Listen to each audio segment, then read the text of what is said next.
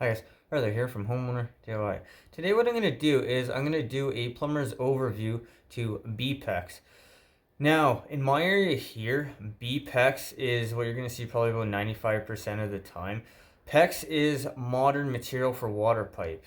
Once they use galvanized steel, then copper, poly B, some other plastics, and for the most part now we use PEX.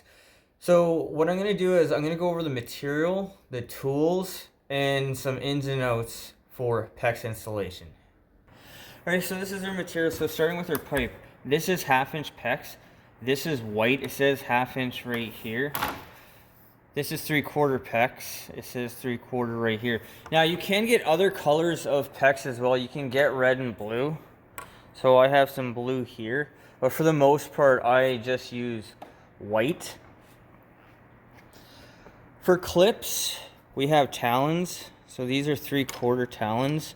These are 1/2 inch talons. So when you clip your water pipe, you put the talon over and then you hammer in the nail and that secures the pipe to the wall. Now, my local code here is 30 inches maximum between clips. So between the two clips, so from there to there, the maximum here it can be is 30 inches. You can clip more, but you can't clip less. And if you don't clip your lines enough, what can happen is your lines can start slapping in the wall or in the ceiling, which is also known as water hammer. So for the most part, I would say do more than 30 inches. Do something like 24. You can clip as much as you want, but it is better to use more clips than less. So talons are one type of clip.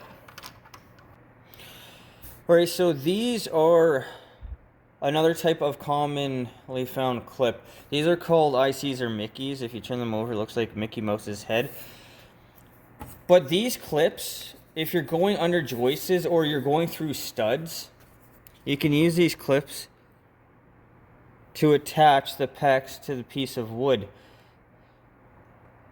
So this is one way to do it. If you're going through studs or joists, you can put them in like this, and that will be a barrier between the PEX and the wood.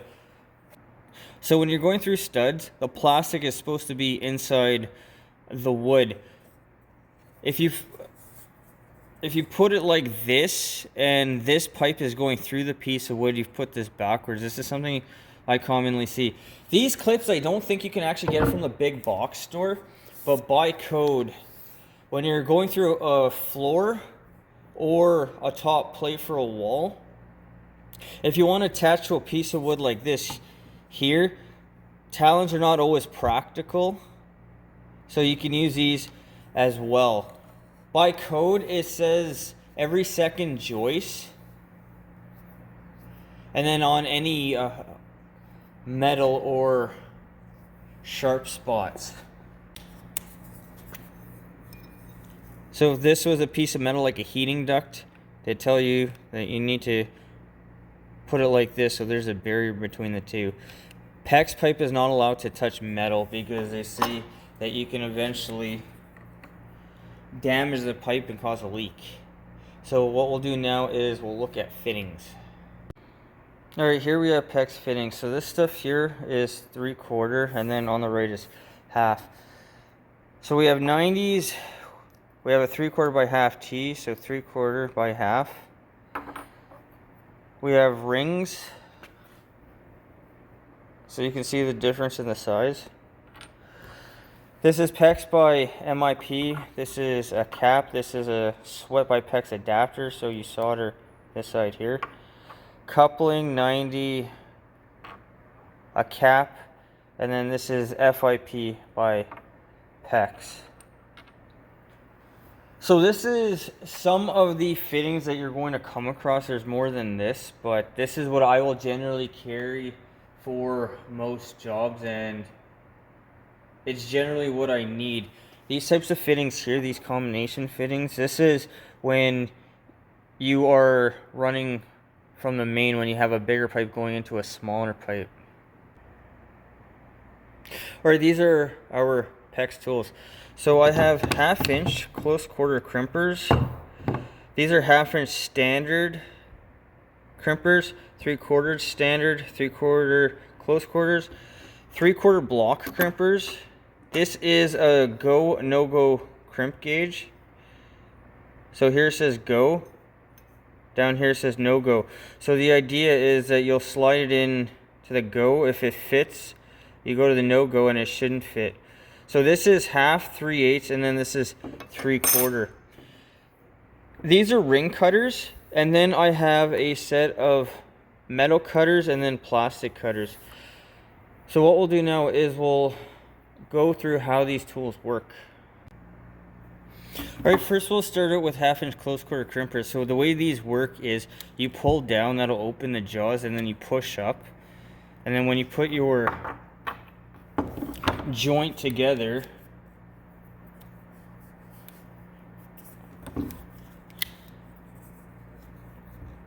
so we're like this.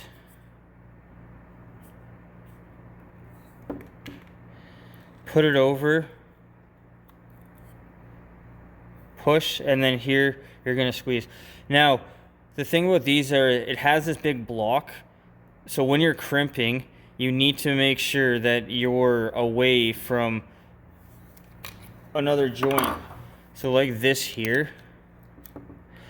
This is fine, but when you're here, you see how much it'll push the crimpers over. So what you're going to want to do with these is you're going to want to crimp on the back side, something like this here. If you try to crimp like this, you're going to run into a problem. That is the one thing I don't like about these. Now for adjustment, you have numbers. So these are just like the standard crimpers, that there is a crimp gauge. So what you'll do with these is you'll pop this out, you'll push this out, and then you can give this a turn, and then do a crimp, and then check it with the gauge. And that is the way that these things work. These are handy to have, but in my opinion, these are really tough on the hands. 3/4 gets worse than 1 inch crimpers of this style. Actually has a 3-stage crimp because it's so hard to do by hand. Alright, so these are 1/2 inch standard crimpers. They open like scissors.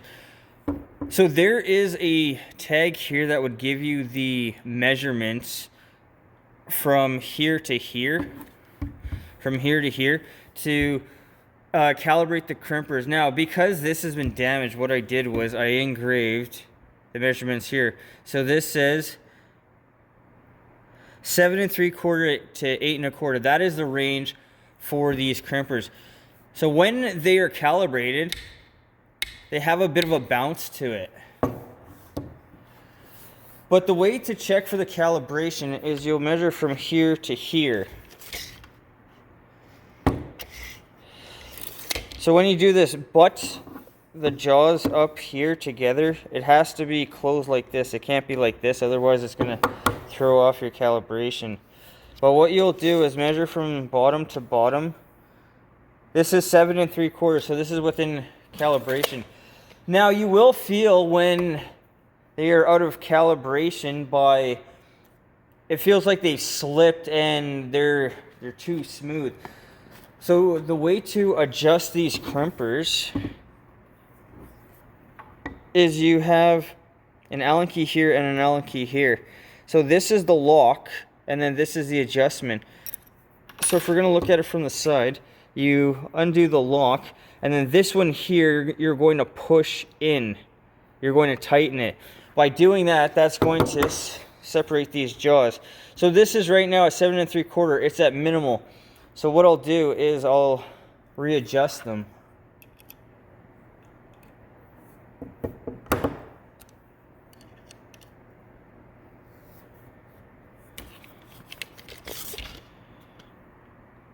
So that is 7 3/4. We'll give this a turn.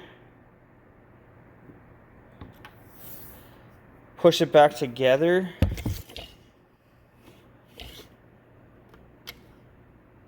That's 8, so we can go a little bit more. Push it back together.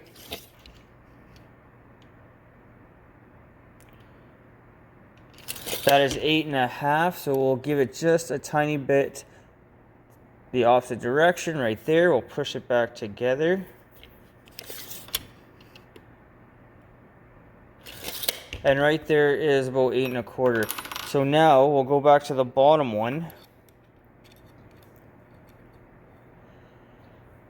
Tighten that, and then these will be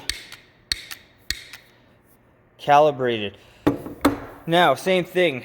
Take this, do a crimp, and then check with the go, no-go gauge. So guys, one last thing. For the adjustment, so this is the locking screw, this is the adjustment screw. The raise screw is here. This one you do not touch. I don't know what it's for, but it says in the manual not to touch it. I've never touched this either. And one last thing, these are soft touch crimpers. It says soft touch here. What brand they are, I don't know, but I've had these things for 15 years and they've done thousands of crimps.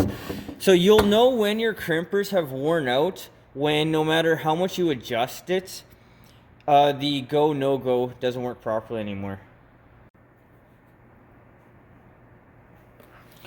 Alright, this is a go, no-go gauge. So half is on this side, 3/8, and then 3/4. So it says go here, and then the bottom it says no-go. So this is one of my fittings I took off a job. So when we slide over, it goes into the go without problem. So the no-go on the bottom, it doesn't go, which means this crimp is correctly gauged. Now this one I didn't actually crimp, but we go to the go, doesn't fit. We go to the no-go, it also doesn't fit.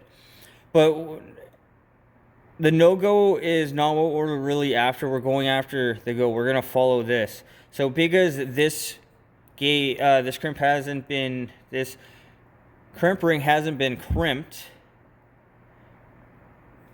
that is why it doesn't fit into the go. Now one other thing, I haven't crimped this, but it looks like it has been crimped.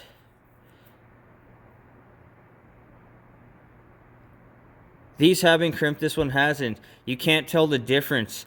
It is very difficult by looking at it to tell the difference. The one way you can tell if it's been crimped is the very top of the pipe here. This will flare outward because it's been crimped here.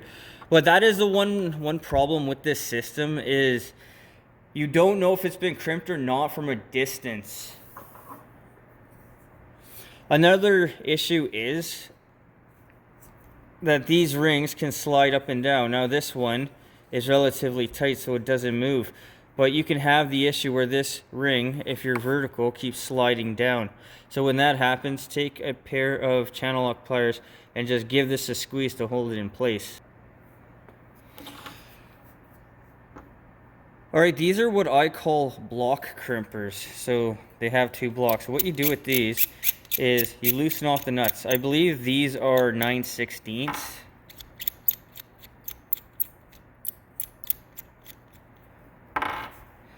But you take this apart.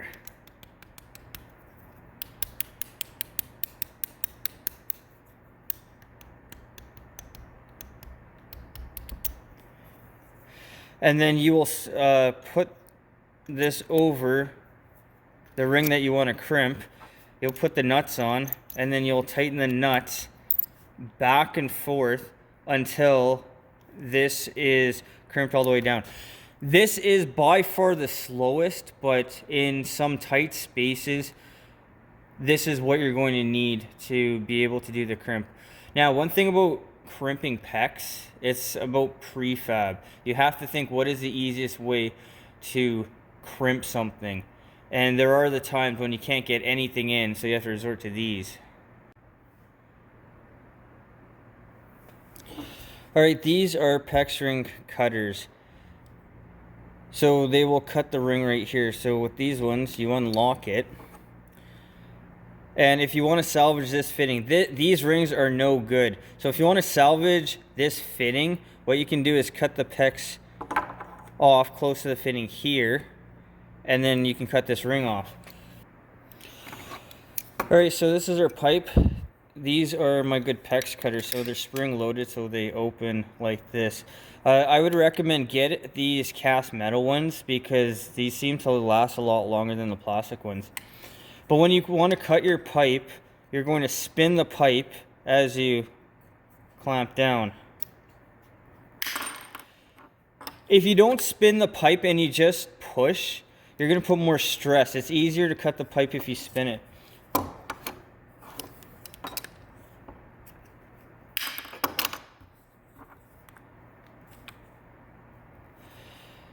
So just slide it over, the pipe, just slide it over. Now, most times you're gonna have to put the ring on first, so just slide the ring over and then you can get it into position.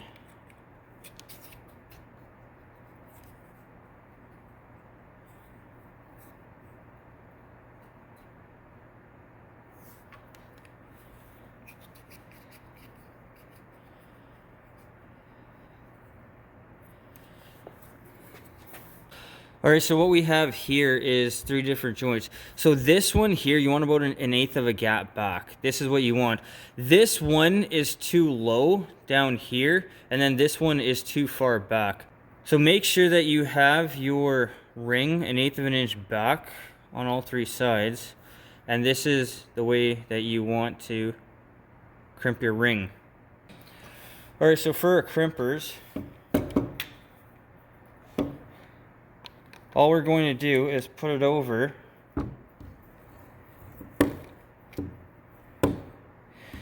and you want the crimpers to be straight. Give it a squeeze and here you now have a watertight joint. So a couple things that you want to avoid. You want to avoid having crooked crimps.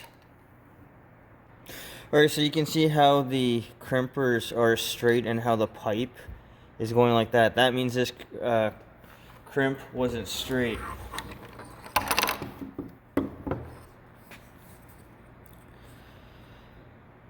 And this crimp is no good. This may leak in the future. You can see how it's crooked. So this is what you want to avoid, and this will happen with tight spaces. This is the ideal crimp. And then this one here. One other common thing that you can have happen is when you don't crimp the entire ring. So we have it like that.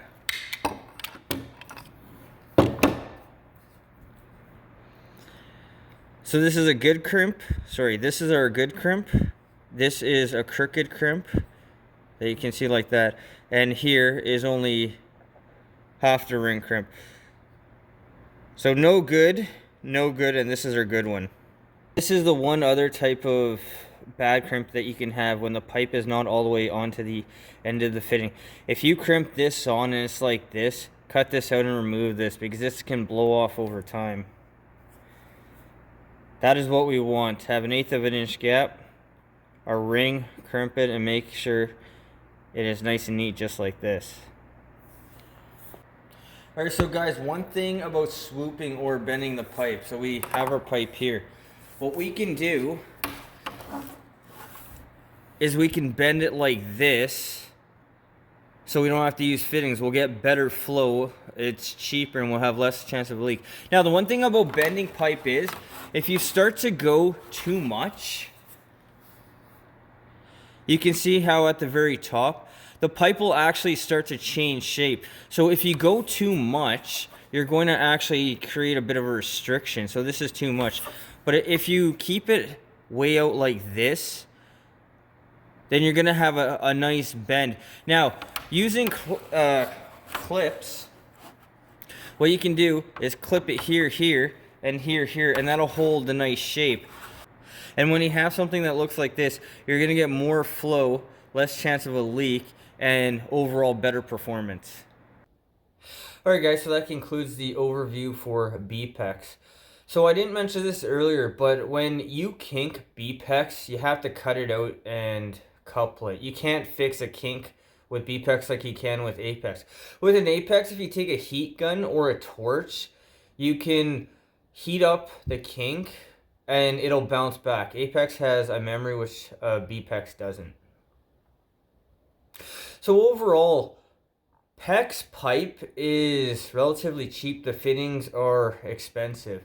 Copper is the opposite. The pipe's expensive, but the fittings are relatively cheap.